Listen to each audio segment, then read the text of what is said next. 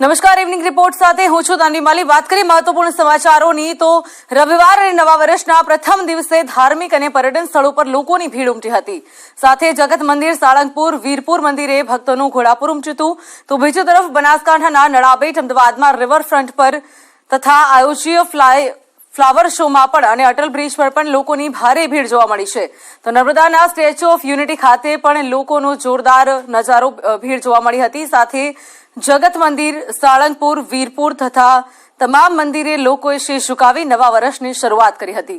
તો પર્યટક સ્થળો પર રવિવારના કારણે પણ ભારે ભીડ જોવા મળી હતી। ત્યારે દ્રશ્યો જોઈ શકાય છે દ્વારકામાં, સાળંગપુર, વીરપુર તથા નળાબેટ અને ફ્લાવર શો, અમદાવાદમાં પણ નયનરમ્ય નજારો જોવા મળી રહ્યો છે। લોકોની ભીડ જોવા મળી રહી છે। સાથે કેવડિયા સ્ટેચ્યુ ઓફ યુનિટીએ પણ ભારે ભીડનો ધસારો જોવા મળ્યો હતો।